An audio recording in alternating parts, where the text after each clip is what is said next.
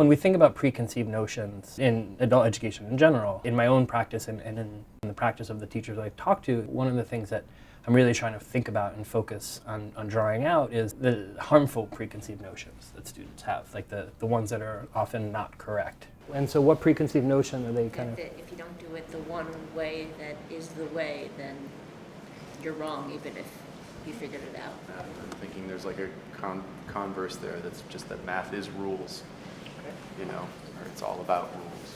Some people are just kind of born with a natural math ability, and they don't have it.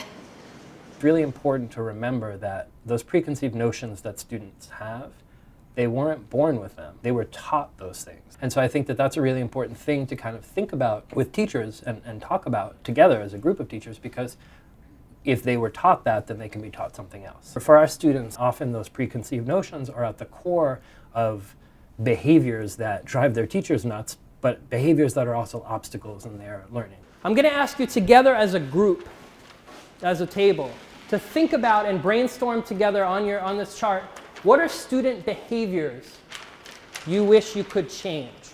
So students have these preconceived notions, but how do those ideas that students have about what it means to do math, how do they manifest themselves in the classroom? They have to. So how should I write it? Not dealing with their frustration, Know, not being able to deal with their own frustration, Giving up.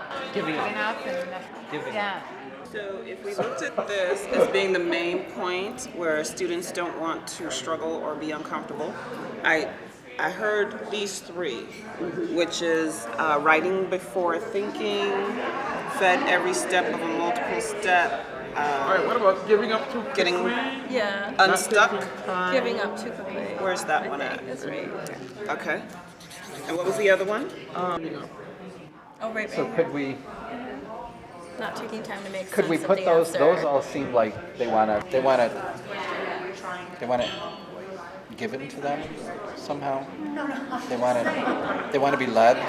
Yeah, fed. That's what They wanna be fed, led that was and fed. like a feed box. Okay. Great.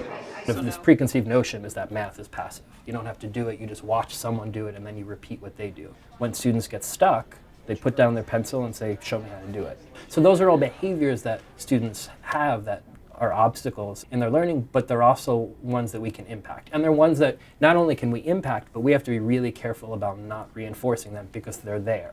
2, 3. So take one pass around, please. So pair up. One activity that I like to do both with teachers, but also with students, it's a sheet I call rules and counterexamples. And what it is it's a list of rules, none of which are always true, but all of which are sometimes true. And the idea is for students to have to think about, well, is this something that's always true? And if not, what's a counterexample of it? Division always makes numbers. See, I'm getting my math right, Casey. You tell me how. Okay. Okay. So a case where division doesn't make a number smaller is, let's say I do 10 divided by a quarter. Yeah. Right. And this would be 40.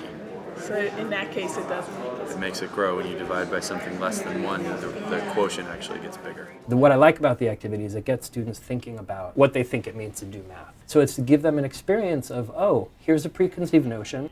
Here I'm seeing it's not true.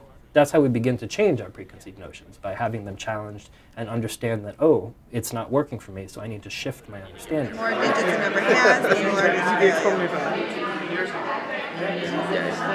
No. decimal. If you That multiply, if you multiply, Give an this one says example. when you multiply 0.99. You change it just by putting the decimal point there, right? You could have an infinite number of digits going to the right of the decimal, but it's But you don't have a whole number. If you yeah. add a 0, That's going to be always be less than 1, Less than 1. no matter So you're what. not doing that. You're not putting it in one place. So the more digits a number has, You're right. That's the not. larger its value. No, all you gotta do is put a decimal point in and make it a smaller number. You have to know what additional examples. And for teachers, I think it's a really important activity. It helps them become more conscious and more aware of their language in the classroom and to see the unintended consequences. I certainly didn't intend to tell my students, hey, don't ever read the problem, just look for this one word.